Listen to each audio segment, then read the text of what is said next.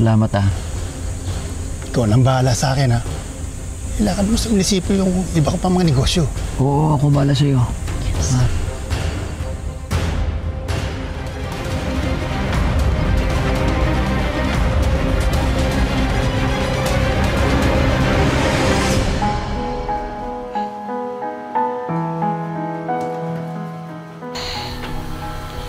Uy, ayos ka lang?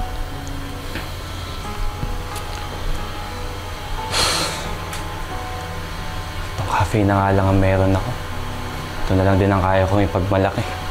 Kinuha pa nila sa akin. Makakabangon ka, Sean.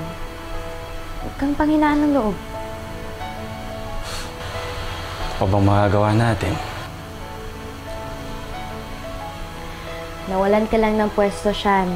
Ibig sabihin ba nun, wala ka na rin negosyo?